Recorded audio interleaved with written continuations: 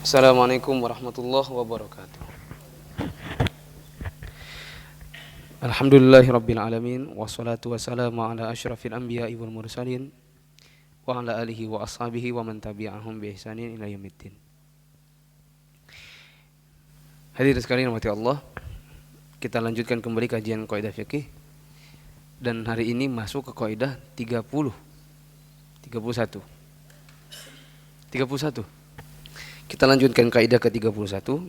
Bunyinya qad tataba'adul ahkamu bihasabi tafawuti asbabiha. Qulu jami'an. Qad tataba'adu al-ahkamu bihasabi tafawuti asbabiha. Qad tataba'adul ahkamu bihasabi tafawuti asbabiha. Sekali lagi. Qad tataba'adul ahkam bihasabi tafawuti asbabiha.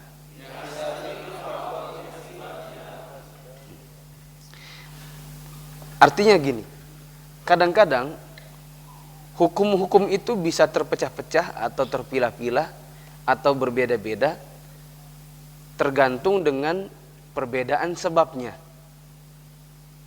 Kadang suatu hukum yang tadinya begini bisa jadi begitu dikarenakan perbedaan sebab-sebabnya.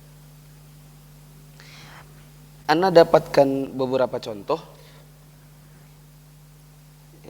yang banyak di literatur yang disebutkan oleh para ulama, tetapi memang contoh-contoh ini contoh-contoh yang agak rumit dan jarang kita dapatkan. Tapi kita penting untuk tahu. Sekarang antum perhatikan dulu. Kita kan mau jelang Natal ini. Iya atau enggak? Enggak dong, bukan kita. Masa kita?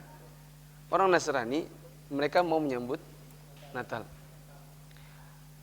Misalnya Abu Arif kan usahanya roti, atau bikin kue Black Forest gitu enggak, semacam itu, bikin misalnya ya, terus jualan kan, hari-hari kan jualan.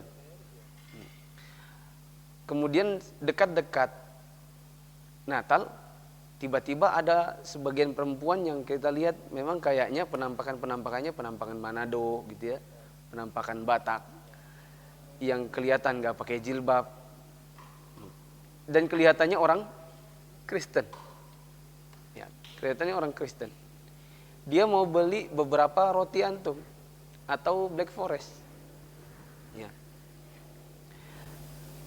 Kalau seandainya antum tahu itu adalah buat Natalannya, maka hukumnya boleh enggak jual kepada dia?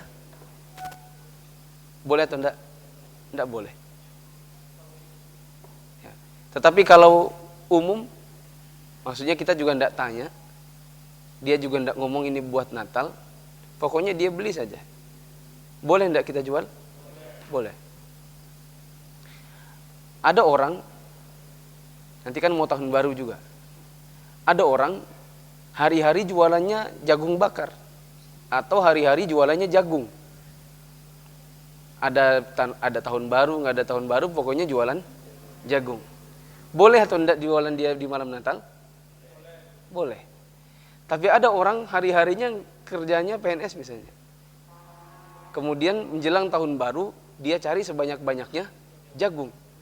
Dia mau jualan supaya dalam rangka meramaikan tahun baru. Boleh tidak dia jualan? Tidak boleh. Kenapa tidak bolehnya? Jualan jagung, sama-sama jualan jagung. Yang satu nggak boleh, yang satu boleh. Apa yang membedakan? Sebabnya. Yang satu sebab jualannya adalah cari nafkah dan hari-hari jualannya jagung. Yang satu sebabnya adalah jualan jagung dalam rangka merayakan tahun baru. Maka terpecah hukumnya jualan jagungnya menjadi boleh dan tidak boleh dikarenakan perbedaan sebabnya. Paham ini? Nah sekarang ini ada ceritanya. Dengar dulu. Zam'ah adalah mertuanya Nabi. Ini Zam'ah ya. Zam'ah. Siapa ini? Mertuanya Nabi. Bapaknya Saudah. Berarti Saudah ini siapa? Zam'ah ini bapaknya Saudah.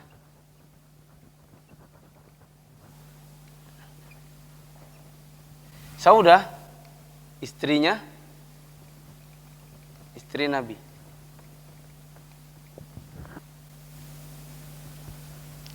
Zam'ah punya budak.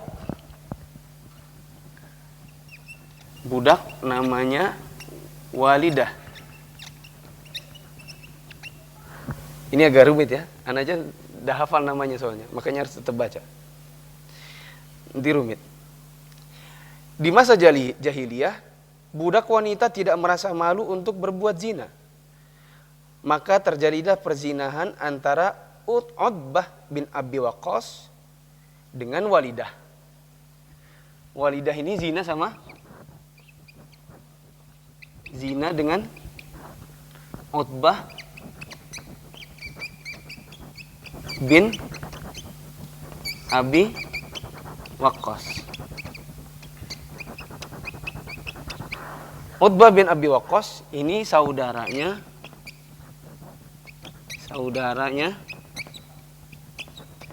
siapa ini? Sa'ad. Sa'ad siapa? Sa'ad berarti Sa'ad siapa dong? Bukan Sa'ad Ali. Ini bapak anak kalau Sa'ad Ali. Sa'ad bin Abi Waqqas. Dikarenakan Sa'ad adalah saudara. Berarti kan binnya harus dipakai sama dia juga. Walidah zina sama Utbah. Utbah saudaranya Sa'ad. Dah. Beberapa waktu kemudian Walidah hamil. Kemudian dari hasil hubungannya karena budak kan boleh juga disetubui oleh tuannya. Ya kan? Boleh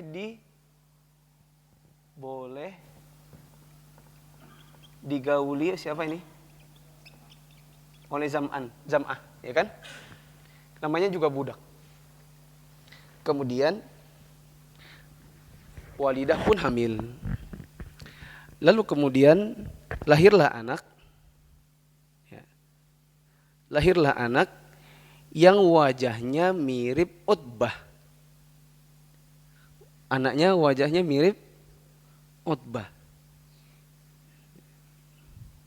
Menjelang kematian Utbah berpesan kepada Sa'ad disuruh ambil anaknya itu dikarenakan anaknya mirip dirinya, si Utbah.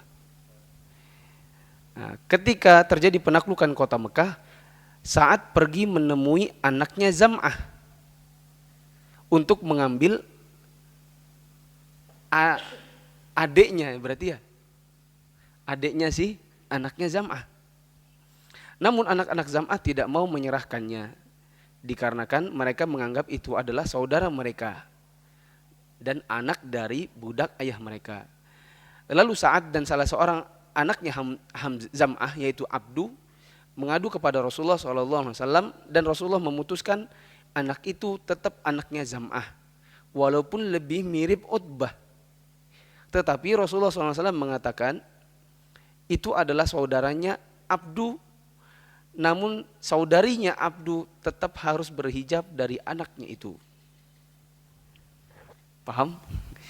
Anak aja tadinya sudah hafal lupa lagi ceritanya. Hafal lupa lagi. Ulangi. Tokoh utamanya namanya siapa? Zam'ah. Zam'ah ini adalah tuannya siapa? Tuannya Walidah. Walidah zina sama Utbah bin Abi Waqqas. Utbah bin Abi Waqqas adalah saudaranya Sa'ad. Sa'ad siapa? Sa'ad bin Abi Waqqas. Ketika Zam'ah adalah bapaknya Saudah. Saudah adalah istrinya Nabi. Ini nggak penting ini sebenarnya. Dalam kasus ini nggak penting. Yang jelas Zam'ah punya anak namanya Abdu atau Abduh. Ya. Atau Abdu. Jangan diganti ya. Karena di aslinya Abdu.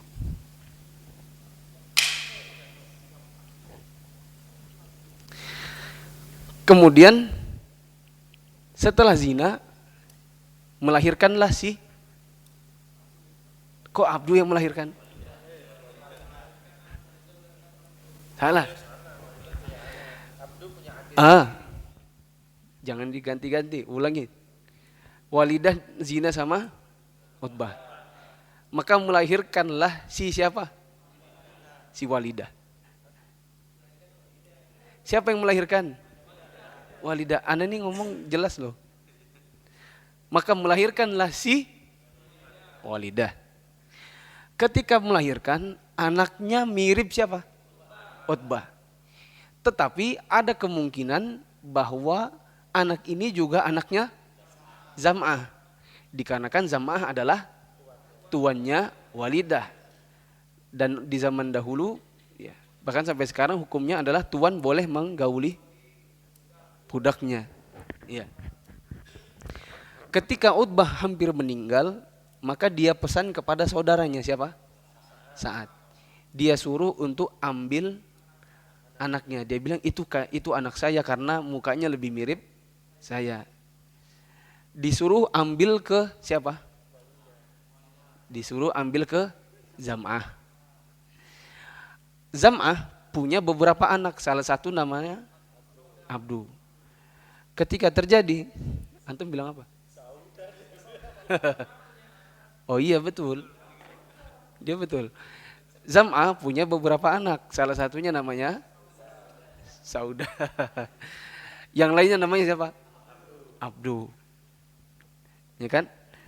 Maka ketika Fatu Mekah, Sa'ad datang ke rumahnya Zam'ah, ketemu sama si Abdu. Kata Sa'ad, ini keponakan saya. Karena saudara saya bilang dia lebih mirip, anak ini lebih mirip saya. Lebih mirip saudara saya. Kata Abdu, ini adik saya. Karena Walidah adalah budaknya bapak saya. Kan dulu tidak ada tes DNA atau kalau ada tes DNA kan gampang. Datang ke hakim, nanti hakimnya akan bikin surat rekomendasi DNA. Cuma kan di zaman itu tidak ada. Akhirnya mereka berselisih dan ngadu kepada Rasulullah SAW. Apa yang diputuskan Rasulullah? Rasulullah memutuskan ini adalah anaknya Zam'ah. Kenapa? Wallahu a'lam. Anda juga lagi mikir-mikir. Tapi kira-kira kenapa kok diputuskannya itu punya Zam'ah?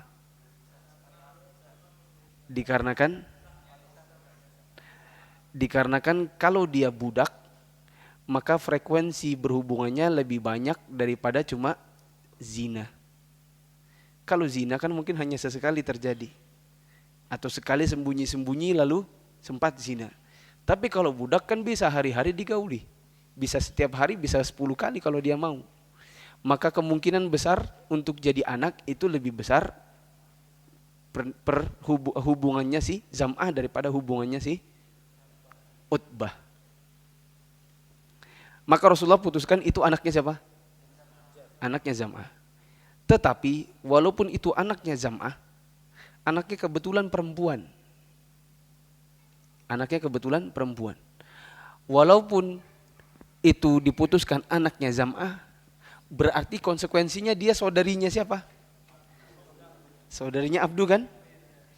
Tetapi Rasulullah mengatakan tetap Abdu tidak boleh buka-buka hijab, atau dia tidak boleh, si anak ini tidak boleh buka hijab di depannya Abdu. Kenapa? Bisa jadi itu anaknya Utbah. Paham? Kan kalau memang adik, ya sudah. Kalau adik kandung, berarti kan tidak apa-apa buka hijab. Tidak apa-apa, kan tidak pakai jilbab.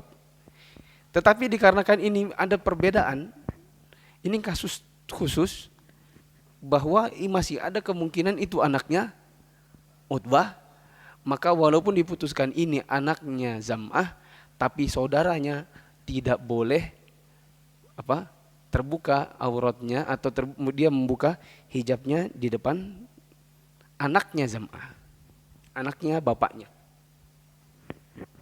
Kita cocokkan dulu.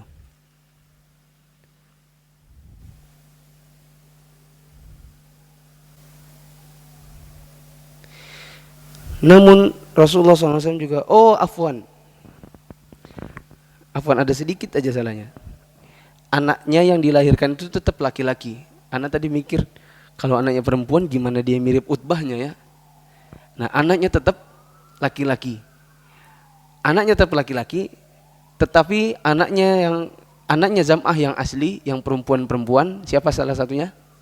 Saudah, enggak boleh buka hijab di depan anaknya Zam'ah yang masih diragukan ini. Raden, antum kalau orang tua antum punya anak perempuan itu boleh enggak dia buka jilbabnya di depan antum? Nah, anak nanya, bapak antum misalnya punya anak kandung perempuan, boleh enggak dia buka hijab di depan antum? Boleh. Kok ini Rasulullah enggak bolehkan anaknya Zam'ah yang laki-laki untuk terbuka hijab? Enggak bolehkan anak-anak perempuannya Zam'ah membuka hijabnya di depan saudara yang dianggap sebagai anaknya Zam'ah ini. Kenapa? Karena kemungkinan karena masih ada kemungkinan nanya Utbah. Sehingga terpisahlah hukumnya yang aslinya harusnya boleh buka, berubah menjadi tidak boleh buka, dikarenakan perbedaan sebab. Yang satunya adalah murni, yang boleh adalah kalau dia jelas-jelas dan murni anak. Yang satunya tidak boleh membuka ketika dia masih diragukan. Paham? Ini adalah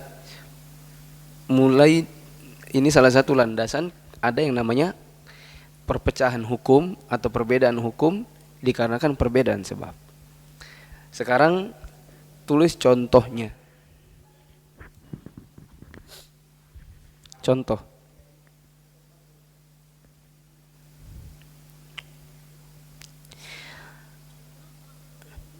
Seorang anak susu dengan ayah susunya, anak susu dengan ayah susunya, lazimnya adalah mahram. Lazimnya adalah mahram. Berarti anaknya laki-laki apa perempuan? Perempuan. Anak susu yang perempuan itu lazimnya adalah mahram untuk ayah susunya. Berarti boleh enggak dia membuka hijab di depan bapak susunya? Boleh. Boleh enggak dia sentuhan sama bapak susunya? Boleh. Tetapi walaupun dia mahram, tidak ada hubungan waris. Tetapi tidak ada hubungan waris. Dan nafkah.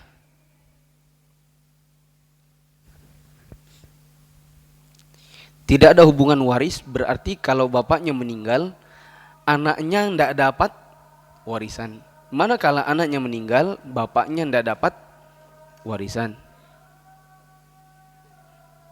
Paham? Dan si bapaknya ini tidak berkewajiban untuk menafkahi si anak susu.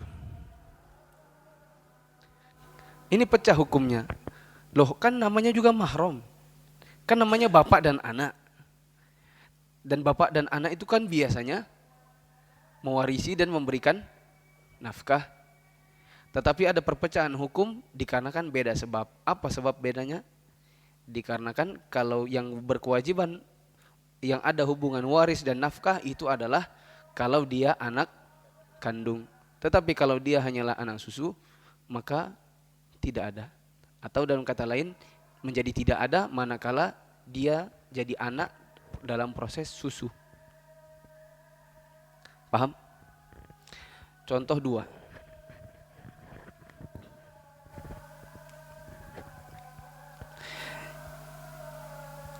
Seorang wanita berzina dengan seorang pria, melahirkan anak perempuan.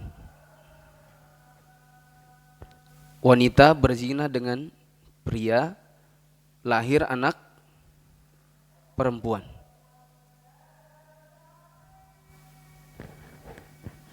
Anak perempuannya bukan mahram bapaknya atau mahramnya? Bapak biologis. Ulangi. Perempuan zina dengan laki-laki. Lahir anak perempuan. Anak yang dihasilkan dari perzinahan itu nasabnya ke bapaknya atau ke ibunya? Ibunya. Terus bapaknya dianggap apa? Dianggap bukan siapa-siapa. Nasabnya bukan ke bapak zinanya. Dia hanya disebut bapak biologis. Tetapi tidak boleh dinasabkan kepada bapaknya. Berarti tidak boleh menikahkan, si bapak biologis tidak bisa menikahkan si anak dikarenakan nasabnya bukan kepada dia. Paham sampai sini? Ya. Dia bukan mahram bagi anak perempuannya. Ini penting. Dia bukan mahram anak perempuannya.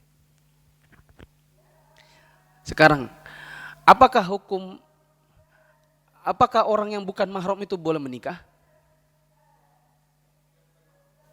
Orang secara global.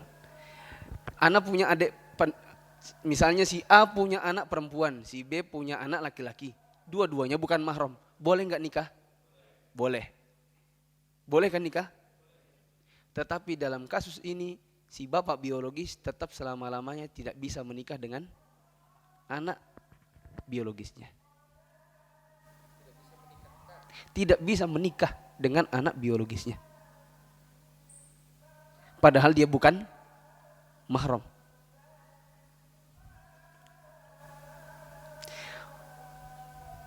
Paham enggak? Ulangi. Jangan ditulis dulu. Seorang wanita zina dengan seorang pria. Lahir anak. Kalau anak, laki-laki maupun perempuan, nasabnya kepada ibunya atau bapak biologisnya? Ibunya. Manakala anaknya perempuan, maka dia bukan mahram dari bapak biologisnya. Paham? Dia bukan mahram bapak biologisnya. Berarti buka jilbab di depan bapak biologisnya boleh enggak? Sentuhan boleh enggak? Sekarang, si A punya anak laki-laki. Ini kasus lain. Si B punya anak perempuan. Masing-masing anak dinikahkan karena dia bukan mahram. Ini benar atau enggak? Boleh atau tidak dinikahkan? Boleh. Dikarenakan bukan mahram. Aslinya bukan mahram itu boleh nikah. Tetapi pada kasus bapak biologis dengan anak perempuan, anak biologisnya, walaupun bukan mahram, tidak boleh menikah.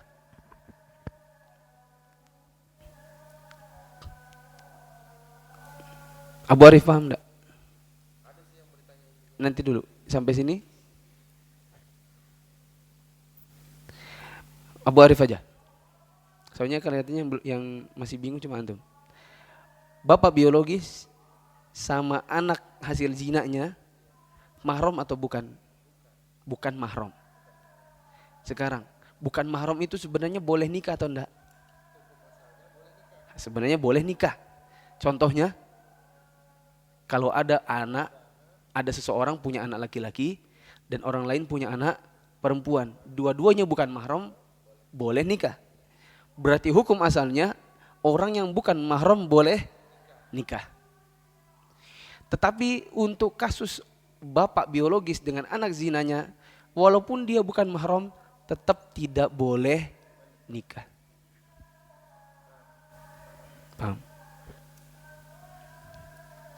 Contoh 3. Berarti terpecah hukumnya. Hukum mahram yang aslinya boleh nikah tiba-tiba jadi tidak boleh nikah karena sebab apa? Sebab zina.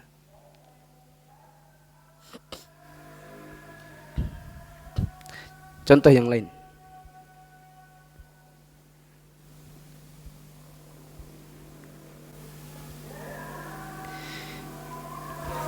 Contoh 3. Apa hukumnya kuda? Apa hukumnya kuda? Kuda. Hah? Hukumnya apa? Antum ini belum belajar dari Laron ya? Apa hukumnya kuda? Tidak ada hukumnya. Kenapa tidak ada hukumnya? Karena hukum itu berhubungan sama perbuatan, bukan sama benda. Apa hukumnya kuda? Tidak ada hukumnya. Terus apa yang ada hukumnya? Hukum makan daging kuda. Apa hukum makan daging kuda? Boleh atau tidak boleh? Boleh. Kuda halal atau haram? Hah? Kuda halal atau haram? Tidak bisa dihukumi. Makan daging kuda halal atau haram? Makan daging kuda halal atau haram? Halal. Itu baru antum bilang, oh enggak ada. Antum harus jeli. Kok bisa enggak ada? Iya, karena hukum itu berhubungan sama perbuatan. Apa hukum rokok? Enggak ada. Tetapi menghisap rokok apa hukumnya? Haram. Jadi hukum berhubungan sama perbuatan, bukan sama barang. Antum bingung? Maksudnya lucu ya? Seperti itu juga reaksi anak ketika anak nanya sama Syekh Sisri waktu itu. Siapa hukumnya ini? Enggak ada hukumnya. Loh kok bisa sih enggak ada hukum? Enggak ada hukumnya. Loh apa hukumnya ini? Enggak ada hukumnya. Loh gimana sih Syekh ini? Paham gak sih? Loh kamu gak yang paham? Loh saya nanyanya ini, kata Syekhnya. Hukum berhubungan sama perbuatan, bukan sama barang. Oh iya. Salah berarti pertanyaannya. Salah. Apa yang harus kamu tanya? Apa hukumnya melakukan ini? Nah, baru benar pertanyaannya. Baru ada hukumnya. Apa hukum makan daging kuda? Halal. Apa hukum makan daging keledai? Apa hukumnya makan daging keledai?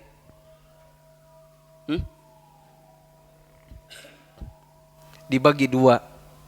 Kalau keledainya jinak, maka haram. Kalau keledainya liar dan didapatkan dengan cara berburu, maka halal. Sekarang, ada peternak, dia ternak keledai dan dia ternak kuda. Makan daging kuda halal atau haram? Ayo ngomong, makan daging kuda halal atau haram? Makan daging keledai jinak halal atau haram? Keledai diternak jinak atau liar? Jinak.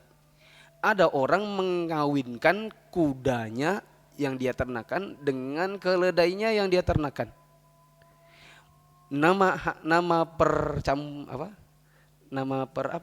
Persilangan.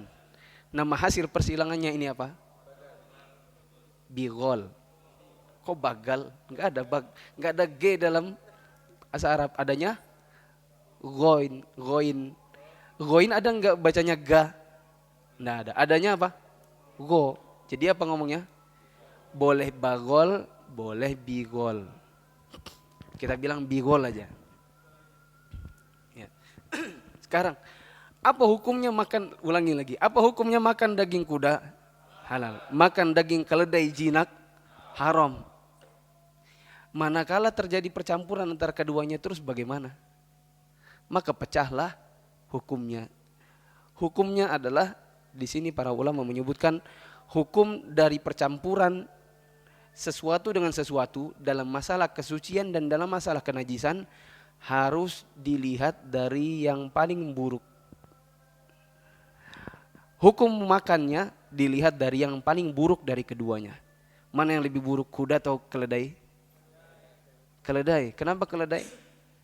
Karena satu, dia jelas haram makan. Yang kedua, Allah Subhanahu wa taala mengatakan seburuk-buruk suara adalah suara keledai. Berarti sekarang apa hukum makan bigol? Haram. Pecah hukumnya karena sebab apa? Karena sebab orang tuanya salah satunya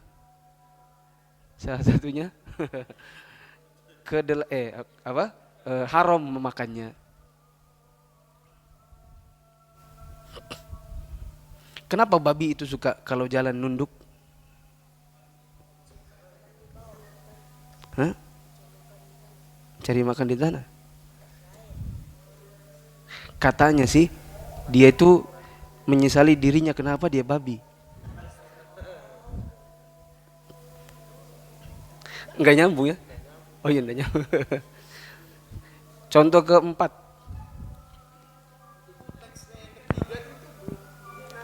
Enggak usah dipikir, antum pikir aja sendiri. Anak ulangi ya. Hukum makan daging kuda halal. Hukum makan daging keledai jinak haram. Perkawinan antara kuda dengan keledai namanya bigol atau bagol. Hukum memakannya dilihat dari induknya yang paling buruk. Induknya yang paling buruk apa? Keledai. Hukum makan keledainya apa? Haram. Berarti makan bigol hukumnya apa? Haram. Paham? Contoh 5. 4. Contoh 4.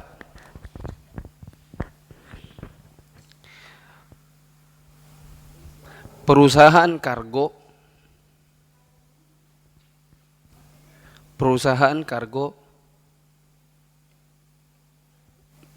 mengirimkan barang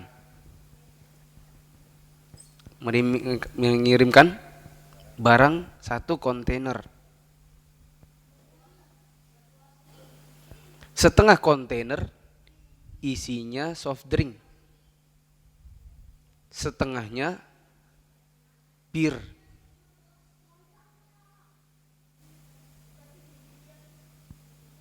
Setengah kontainer isinya bir, setengah kontainer isinya soft drink. Maka pendapatan kargo tersebut yang halal adalah hanya setengah untuk soft drink.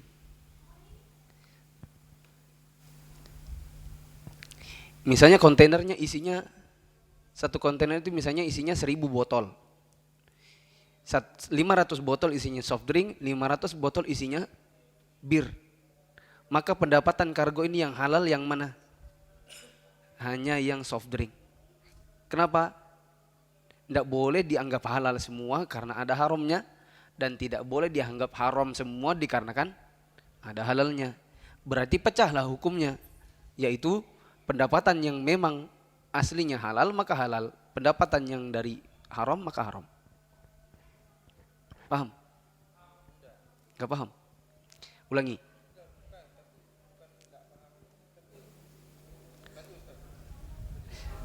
Tapi dia bertentangan dengan kaidah yang ketiga. Karena di kaidah yang ketiga dia pukul rata, jadi diharamkan semua. Yang mana yang? Maksudnya bigol. Iya, daging bigol tidak boleh dimakan semuanya. Ana tanya, dagingnya bigol yang mana yang halal, mana yang haram? Coba antum ini. Sumbernya itu kan ada yang halal, ada yang haram. Iya. Dipukul rata di proses nomor 3, haram semua nggak Iya. Tapi di sini Kenapa dipukul rata? Dikarenakan daging halal dan haramnya nggak bisa dibedakan. Yang mana air maninya kuda, yang mana ovumnya keledai, nggak bisa dibedakan. Sudah jadi satu. Bagaimana antum makan daging bigol? Ini yang mana yang haram, mana yang halal? Antum cari-cari dulu. Kalau dia ada labelnya nggak masalah. Kelihatan di dagingnya halal, baru antum makan yang halal. Ada yang haram antum bisa. Karena tidak bisa dibedakan. Makanya dia pukul rata. Karena namanya juga percampuran yang nggak bisa dipilah. Tapi kalau pendapatan kan bisa dipilah. Satu apa sih dalam kargo itu? Manifest. Dalam satu manifest kargo sudah kelihatan setengah feet, 20 feet dari ini isinya, pokoknya kita mengirimkan 1 kontainer 40 feet. 50% atau isinya 5.000 botol. 2.500 isinya soft drink, 2.500-nya isinya bir haram, soft drink halal. Maka pendapatannya bisa dibagi. Oh, yang mana yang halal, mana yang haram bisa dibagi. Paham? Gini, tips belajar ini, antum jangan langsung gini dulu. Oh, masa sih? Oh, masa sih? Jangan gitu dulu, terima dulu. Sudah, nah baru habis itu nanya. Karena kalau antum satu persatu antum kritisi, maka nggak akan jadi. Karena anak ngomong ini, anak ngomongnya pakai dasar. Nggak mungkin antum kritisi sekarang. Antum nggak mungkin kritisi anak. Karena ngomongnya pakai contoh. Contohnya dari para ulama. Gitu. Nanti belakangan kritisinya. Saat penjelasan dengar dulu. Oh gitu. Ya. Ini ada contoh yang lain. Terus terang ini contoh anak dapat sendiri, mikir sendiri maksudnya. Pas kebetulan lagi mikir-mikir dapat sendiri. Nanti soal kebenarannya ini zon kuat 90% masuk dalam kaidah ini. 10%-nya nanti akan Anda tanya dulu ke sesi 3. Masuk enggak kaidah ini? Contohnya misalnya adalah hukum kerja di bank. Apa hukum kerja di bank? Apa hukum kerja di bank? Antum bisa bilang haram? Belum tentu. Kenapa? Qad tataba'adul ahkam bihasabi tafawuti asbabiha. Bisa jadi beda hukum dikarenakan beda sebab. Misal, yang kerja sebagai teller, yang jadi manajer, yang bagian leasing, yang bagian kredit, bagian ngasih utang piutang, semuanya haram. Tapi bagaimana dengan orang yang jadi tukang parkir depan bank?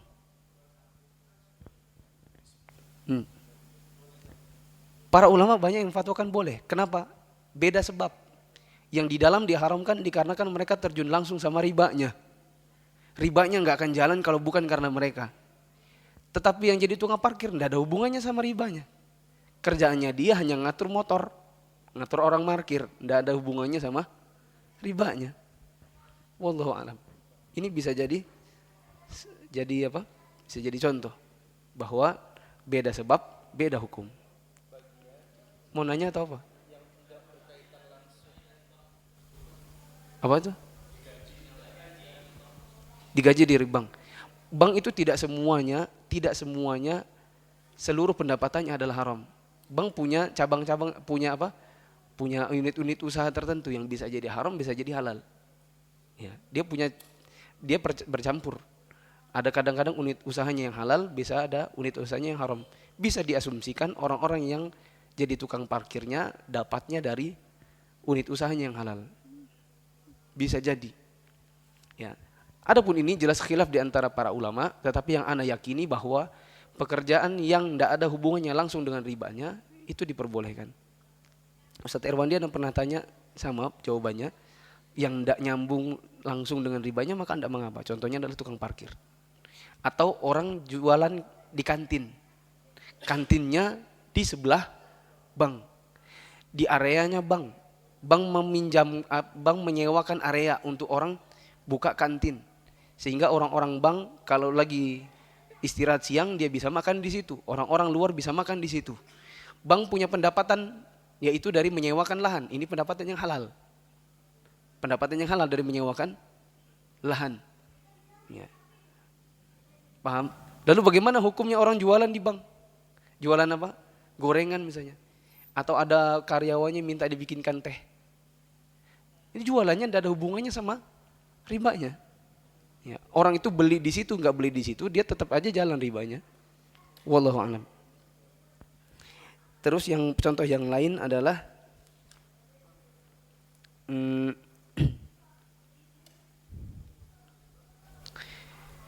contoh yang lain wallahu a'lam adalah misalnya polisi jaga gereja di malam Natal.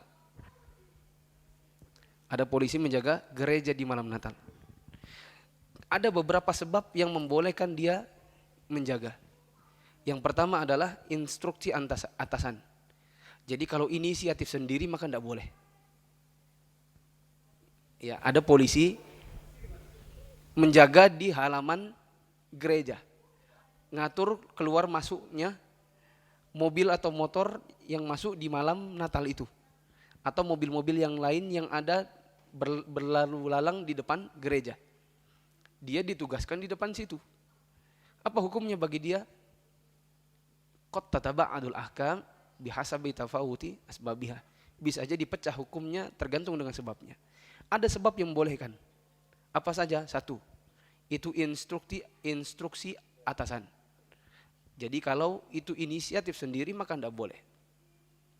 Yang kedua, sebabnya adalah untuk sekedar mengatur, tadi anak nyatat dari catatan tahun 2007.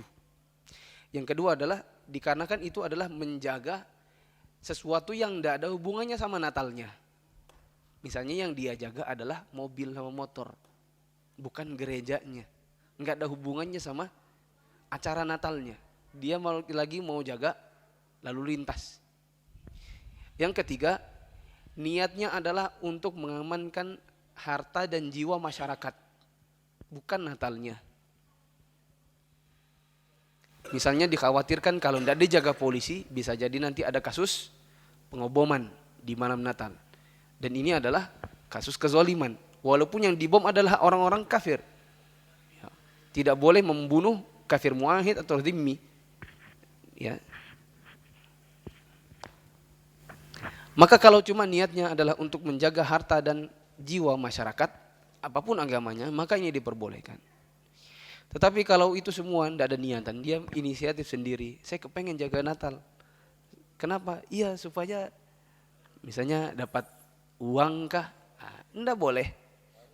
Atau misalnya dia bilang ya ini supaya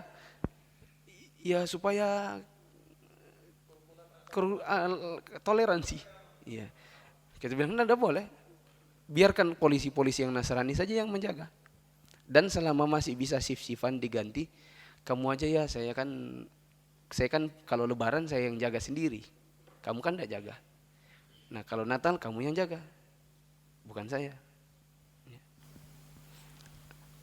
Paham? Ulangi dari awal. Mas Heru ditunggu ya? Iya. Sebentar aja ya. Kadang-kadang hukum itu berpisah-pisah atau terpecah-pecah, berbeda-beda dikarenakan perbedaan sebabnya. Di antara contohnya adalah orang kalau jualan jagung atau bahan-bahan makanan, kalau itu adalah pekerjaan hariannya, di malam Natal sekalipun gak ada masalah sebenarnya. Tetapi kalau dia tidak memiliki pekerjaan seperti itu, lalu tiba-tiba memanfaatkan momen Natal, lalu dia jualan barang-barang ya, untuk mencari momen Natalnya, maka tidak boleh. Begitu juga seseorang tiba-tiba jualan jagung supaya dalam rangka niatnya untuk meramaikan tahun baru. Ya, maka ini tidak boleh. Tapi kalau dia hari-hari memang jualannya itu, maka tidak masalah. Yang kedua, contohnya apa? Ini kisahnya Zam'ah, perselisihan antara Sa'ad bin Abi Waqqas dengan anak-anaknya Zam'ah dalam memperselisihkan anaknya Walidah. Kemudian contoh yang lain, yang ketiga, yang antum jadikan contoh satu itu apa? Anak susu. Anak persusuan dengan bapak susunya itu adalah hukumnya hukum mahram, atau hukumnya adalah anak dengan bapak. Sehingga boleh dia membuka hijab, boleh dia bersalaman sama bapak susunya. Tetapi dalam masalah warisan, dalam masalah nafkah, maka tidak ada hubungan keduanya. Kemudian contoh yang keempat di nomor 2 di antum, apa itu? Seorang wanita berzina dengan pria, lalu kemudian melahirkan anak. Kalau seandainya anaknya adalah anak perempuan, maka dia tetap bukan mahram dari bapak biologisnya. Tetapi walaupun dia bukan mahram, tetap tidak boleh menikah. Dikarenakan dia ada pertaliran darah, ada aliran darah di dalam tubuh anak biologis. Walaupun dia bukan mahram, tetap tidak boleh nikah. Padahal dalam kasus yang lain, orang yang bukan mahram justru bisa nikah. Kemudian yang ke-5, 3 di tempat antum apa itu? Hukum makan bigol. Ya, sudah tidak perlu dijelaskan lagi bahwa bigol itu haram dikarenakan melihat dari pecahan induknya, yaitu dia mengikuti pecahan induknya yang paling buruk. Yang ke-6, 4 di nomor antum? Kargo, ngirim barang. Kalau seandainya sebagian dari kargonya adalah haram dan sebagiannya halal, maka pendapatnya yang halal yang dari pendapatan kirim yang halal saja. Kemudian yang ke-7, hukum kerja di bank, dia bisa berbeda tergantung dengan sebabnya. Kalau dia berhubungan langsung dengan ribanya, maka haram. Jadi manajernya, jadi tellernya dan yang semacamnya, maka enggak boleh. Tetapi yang tidak ada hubungannya, seperti seseorang jualan gorengan atau seseorang jadi tukang parkir yang tidak ada hubungannya sama ribanya, maka ini wallahu alam boleh. Tentunya ada khilaf di antara para ulama, tetapi yang ana pernah ketahui bahwasanya Syekh bin Baz termasuk yang berfatwa bolehnya untuk yang tidak ada hubungannya sama sekali. Apa hukumnya menjadi supplier alat tulis untuk bank? Supplier alat tulis untuk bank. Sebagian ustadz bilang boleh, tetapi yang lebih tepat adalah tidak boleh. Kenapa? Karena kalau alat tulis dia berhubungan langsung dengan ribanya. Karena bagaimana orang bisa menulis sesuatu kalau bukan dengan alat tulis? Bagaimana dia bisa menulis utang? Bagaimana dia bisa mengadakan transaksi kecuali dengan menggunakan alat tulis? Maka ini adalah hubungan langsung dengan ribanya. Maka tidak boleh menjadi supplier barang-barang yang memang langsung digunakan untuk transaksi riba. Kemudian contoh yang lain, polisi menjaga di malam Natal. Kalau seandainya itu adalah instruksi atasan dan niatnya adalah untuk menjaga, sekedar menjaga keamanan, dan niatnya adalah untuk menjaga masyarakat, jiwa dan harta masyarakat, maka tidak mengapa. Tetapi kalau itu adalah inisiatif sendiri atau dikarenakan ingin mencari sesuatu seperti amplop atau ingin sekedar bentuk toleransi beragama, maka ini sebenarnya tidak boleh. Wallahu a'lam. Ada pertanyaan? 1.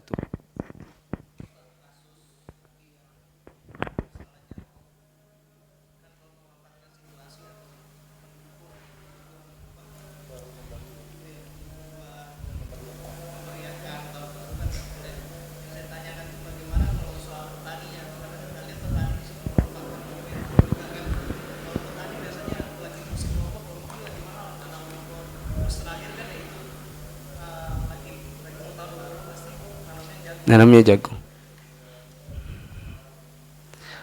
Sebenarnya dia adalah orang pertama, tidak ada hubungannya sama jual belinya, tetapi dikarenakan permintaan, biasanya kan pedagang-pedagang yang minta, saya minta jagung sekian, maka dia tanam jagung.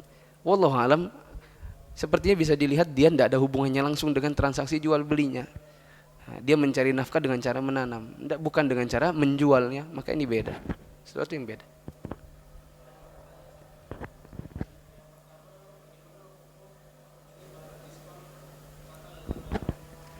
Beli barang Natal diskon, dia sebelum Natal itu barang. Wallahu alam boleh dengan syarat yang dibeli adalah bukan barang-barang yang identik dengan Natalnya. Misalnya kita beli di Matahari lagi diskon baju atau sepatu. Kebetulan dikarenakan tahun baru. Apa hukumnya? Boleh. Beli bajunya, beli ininya, yang penting bukan ikon-ikon dari tahun barunya dan Natalnya. Bagaimana ikonnya? Misalnya beli pohon cemaranya, beli lonceng-loncengnya, beli baju-baju santanya, topi-topinya, atau kalau Natalnya, kalau tahun baru beli trompetnya, beli topeng-topengnya, yang itu semua adalah ikon-ikonnya tahun baru dan Natal, maka tidak boleh. Tetapi kalau sepatu, kemudian harga-harga barang, maka sebenarnya nggak masalah. Apalagi memang hakikatnya dia turun, harganya itu diskon, bukan dikarenakan Natal dan tahun barunya. Karena apa? Karena akhir tahun, orang mau tutup buku. Tidak ada hubungannya sama Natal dan tahun barunya sebenarnya. Cuma mereka bikin saja, menyambut Natal dan tahun baru. Kan tidak ada orang bilang menyambut tutup buku. Ini kan berarti hukumnya sebenarnya boleh. Yang penting yang dibeli bukan ikonnya.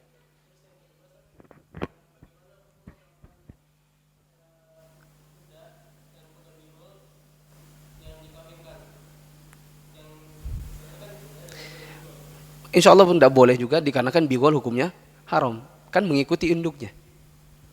Sudah ya? Abu Adafa dulu.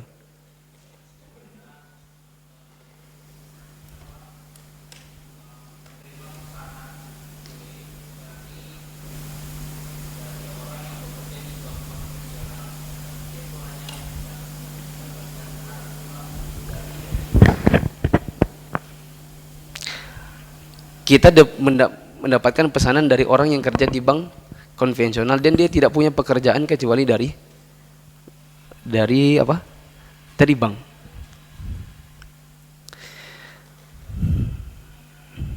Iya, sebenarnya tidak berefek pada pendapatan kita. Pendapatan kita adalah pendapatan dari jual beli.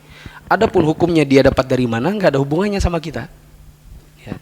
Berbeda kalau memang itu bentuknya seperti tadah menadah. Dia jual barang curian. Kita mau jual motor, dia menjual kepada kita motor yang sebenarnya kita tahu itu curian, maka tidak boleh karena ini bentuk tadah menadah, tolong menolong dalam keburukan. Tetapi dia pesan roti, kita memang jualan roti, walaupun dia karyawan bank, tidak ada hubungannya sebenarnya sama kita. Sebagaimana karyawan kalau diwajibkan untuk ikut asuransi kesehatan atau BPJS karyawan, tetapi preminya murni dari perusahaan, tidak ada hubungannya sama gaji kita ya kita tetap terima. Yang ikut asuransi bukan kita tetapi perusahaan, mereka yang membayarkan. Walaupun hukum asuransi aslinya tidak boleh, tetapi dikarenakan bukan kita yang berhubungan, siapa yang berhubungan? Perusahaannya sama asuransinya, kita hanya menerima asuransi itu sebagai fasilitas, maka hukum bagi kita boleh untuk menggunakan asuransi tersebut sebagai fasilitas perusahaan. Dikarenakan yang berhubungan dengan asuransinya adalah perusahaan dan bukan kita. Wallahu a'lam. Apa Bu Arif? Boleh dituliskan. Apa itu? Karena mengenai contoh nomor 2. Enggak usah ditulis, Anda insyaallah paham. Soalnya Mas Heru udah resah itu. Orang tua dari wanita yang berzina itu mengeluarkan warisan. Apakah anak dari hasil zinanya? Berhak menerima waris? Enggak. Dari bapak biologisnya enggak. Dari mamanya? Dari pihak bapak biologis enggak. Enggak. Dari pihak ibunya iya. Kalau dari pihak ibunya? Dikarenakan dia nasab kepada ibunya. Yang ada hubungannya waris adalah anak hasil zina dengan ibunya. Yang ada hubungan mahram, yang tetap tidak boleh, tidak boleh menikah, yang ada hubungan waris dan semacamnya. Sudah ya, Pak Herman.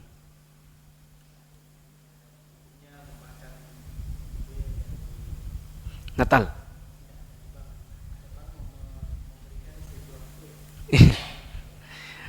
Apa hukumnya makan kue dari bank? Enggak usah jauh-jauh. Apa hukumnya kita masuk ke bank, terus di meja kasirnya ada permen? Apa hukum makan permennya? Wallahu alam boleh. Dikarenakan tidak ada hubungannya sama. Biasanya permen adalah sajian biasa saja. Kita buka rekening, nggak buka rekening, kita pinjam uang, nggak pinjam uang, orang boleh makan itu permen. Berarti si permen disediakan tidak ada hubungannya sama transaksi ribanya. Berarti boleh dimakan. Dan itu adalah fatwanya Syekh Sizri. Tetapi beliau memberikan catatan, kecuali kalau itu dihidangkan pas kebetulan hari Natal. Misalnya datang di 25 Desember, tetapi di sini nggak ada ya 25 Desember buka bank. Nggak ada kan? Nggak ada. Kalau besoknya misalnya, besoknya ada, lalu ada kuenya, kue tar. Terus dihidangkan di meja di bank. Kita tanya, ini dalam rangka apa Mbak kok ada kue-kue gini? Ya ini karena menyambut Natal, maka nggak boleh makannya. Dikarenakan ada hubungannya sama Natalnya. Yang kita bolehkan adalah permen yang nggak ada hubungannya sama apapun, yang orang siapapun yang masuk situ. Bahkan anak-anak kecil masuk situ ngambil permen minta satu pasti boleh. Berarti nggak ada hubung. Nggak masalah. Kalau nggak ada hubungannya sama Natal dan transaksi ribanya. Emangnya Pak Herman lihat di mana? Snack tiap hari. Nggak mas. Oke, disiapkan snack terus. Kenapa dia siapkan? Ya nggak ada hubungannya kan? Mungkin kalau cuma mungkin maka balik kepada kaidah apa? Apa hukumnya? Al-aslu fil asya atau al-aslu fil adati al-ibahah. Bukan. Baqa'u makanan ala makan itu apa? La yazulu al-yaqinu la yazulu bi asyak. Sesuatu yang sudah yakin tidak bisa dianulir dengan kayaknya atau mungkin dan semacamnya. Subhanallah.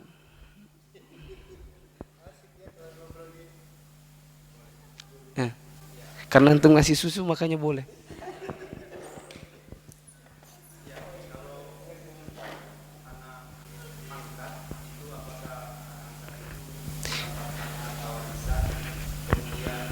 Jangankan anak angkat, anak susu saja tidak. Apalagi kalau cuma anak angkat dicari di panti asuhan atau diberikan orang lalu diangkat.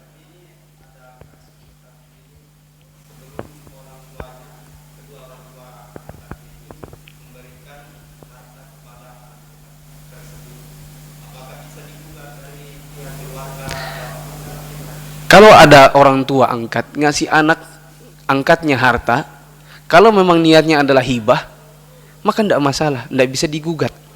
Misalnya bapak angkat, saya punya anak angkat, punya anak 3 lagi, punya 1. Saya bilang iPad ini untuk ini, karena ini walaupun cuma anak angkat tapi yang paling rajin di rumah, ambil. Ketika ini sudah meninggal, anak-anak tidak bisa menggugat iPad ini. Kalau iPad mungkin cuma 6 juta, oke, mobil sekalian. Dia bilang saya punya banyak mobil, dan ini yang paling rajin, walaupun dia cuma anak angkat tapi yang paling berbakti, kita kasih mobil sebagai niat hibah. Niat hibah, walaupun nanti bapaknya sudah meninggal, maka anak-anak tidak bisa lagi menggugat dikarenakan itu haknya anak angkat. Kalau niatnya hibah. Tetapi manakala tidak ada yang dihibahkan, manakala bapak sudah meninggal, maka si anak ini tidak bisa dapat harta warisan. Tidak. Siapa yang bilang anak angkat mahram? Kalau anak angkat, si A mengangkat anak ketika dia sudah umur 10 tahun, ketemu anak di jalan, hilang bapaknya, atau ada longsor, meninggal semua orang tuanya, sisa ada anak umurnya seperti Arif ini, diangkat anak oleh orang lain, tetapi ini sudah balik misalnya, sama mamanya angkatnya ini, dia bukan mahram, dikarenakan tidak dengan jalur apa? Susu. Tidak ada persusuan karena dia sudah besar, sudah lewat 2 tahun. Karena persusuan itu disyaratkan 2 apa?